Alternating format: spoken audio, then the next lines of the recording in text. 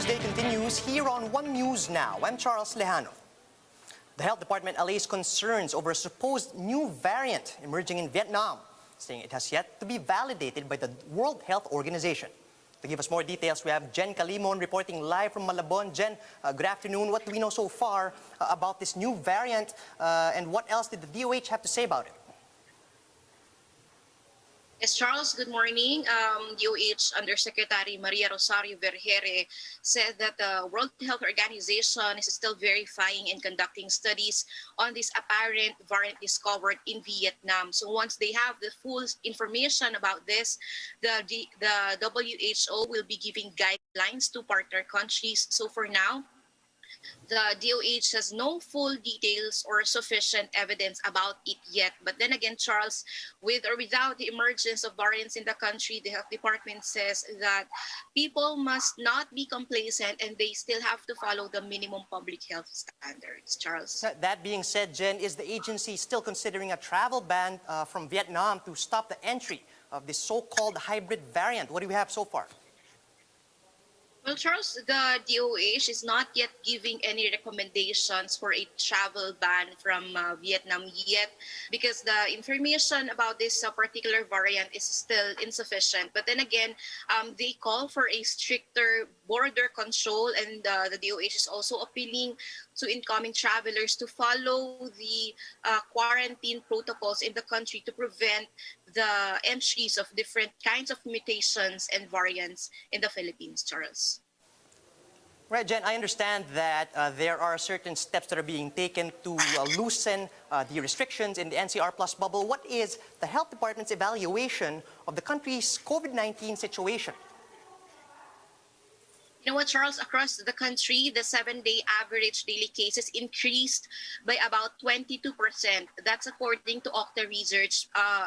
Before, or 2 weeks before, we have 5,100 average cases, but now it is at 6,200. So during the past weeks, we are reporting a downward trend in NCR Plus bubble. But right now, Charles, it seems that this number is plateauing as there is no great change in terms of the number of cases in the National Capital Region, for it only decreased by about 2% only.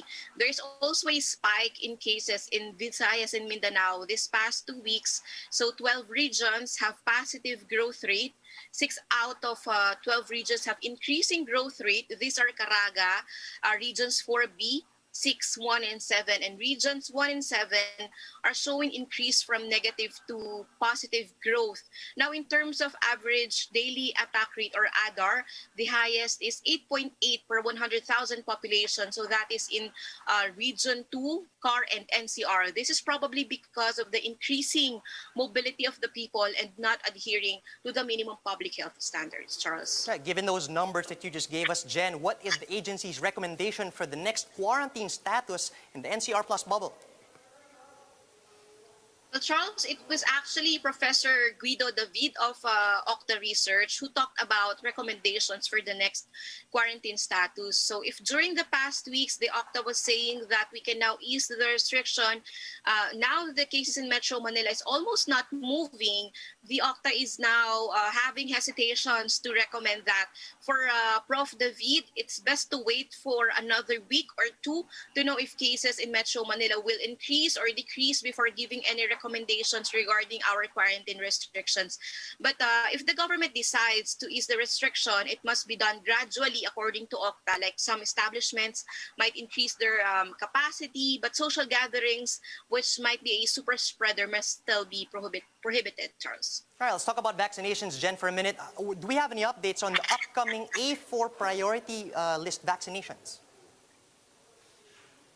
Well, Charles, that was part of the recommendations of the Department of Health to the IATF because based on their study, the most vulnerable to get sick and have severe infection are the older people. So the DOH is recommending to stratify the program. Probably we can do the prioritization to people aged 50 to 60, then 40 to 50, then down the line. But again, these are just recommendations of the Department of Health. Now, if we have more than enough supply in the coming months, then we can now probably start with the inoculation of the A4 group, Charles.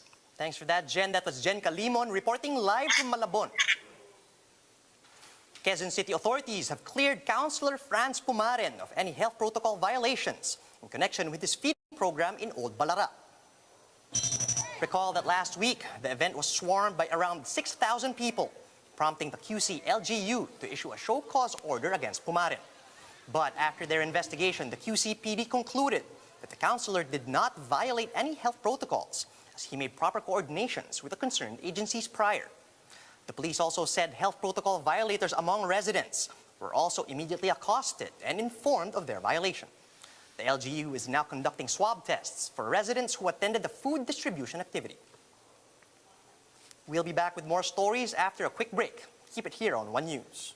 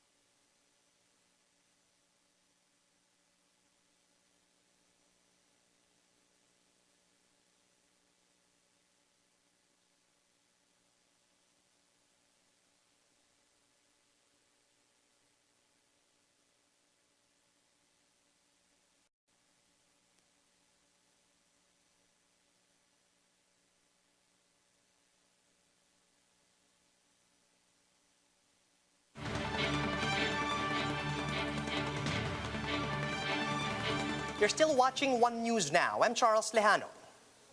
Tropical storm Dante continues to strengthen as it moves northwestward over the Philippine Sea. Pag-asa weather forecaster Ezra Bulkirin is joining us again on the line to give us more details. Good afternoon. Could you tell us where Dante is currently located? Okay po, magandang hapon po sa inyo at sa lahat ng nakikinig. Ito pong si Dante ay huling namataan sa layo na 625 kilometers east ng Davao City. Sa ngayon po ay kumikilos ito sa west-northwest na at paggalaw na kung saan sa bilis na 20 kilometers per hour ang kanyang bilis at may taglay na hangin na umabot ng 75 kilometers per hour na taglay na hangin at 90 kilometers per hour naman nakabugsong lakas ng hangin. Okay, Ezra, are you expecting Dante to further intensify into a severe tropical storm today? For today, less likely po siyang mag-intensify into a tropical storm. Pero within the next 48 hours ay possible po ito mag-intensify pa into a severe tropical storm. Right, just to clarify, Ezra, what areas are currently being affected by Tropical Storm Dante, and will this have any effect on this really warm weather that we're feeling today? Okay, yung currently na naapektuhan netong si Dante, na kung saan nakaranas sila ng light to moderate with at times heavy rains dyan po sa may Caraga, Davao Region, Soxargen, Bukidnon at dyan po sa may Misamis Oriental. So most likely yung buong Mindanao po ay makakaranas ng makulimlim na panahon. Dala po yan na outer rain bands lamang nung etong si Dante. Pero yung nalalabing bahagi na ating bansa, makakaranas pa rin po tayo ng medyo mainit na panahon. Warm and humid conditions pa rin. Right, Ezra, given these current numbers, when are you expecting Tropical Storm Dante to exit the PAR? Ay possible itong si Dante within Saturday ay dyan po yung huling possible na paglabas netong si Dante sa Philippine Area of Responsibility. Earlier this morning, Ezra, Pag-asa mentioned, the Pag-asa report mentioned that there was a low-pressure area being monitored near the Philippine Area of Responsibility. Could you tell us more about this?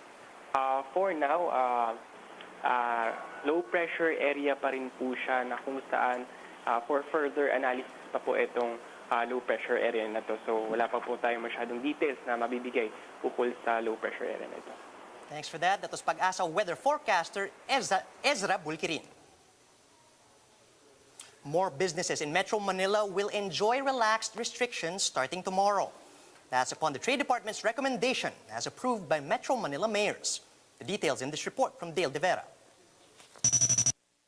Guests used to fill up this events place in Quezon City. It hosts bookings almost weekly. The pandemic forced Venue 142 to cease operations, but it will soon be back in business. The Trade Department has recommended to the IATF to allow Metro Manila establishments to operate at a higher capacity starting next week. Events places are included at 30% capacity. Venue 142 owner Mika hopes it will already pave the way for their recovery.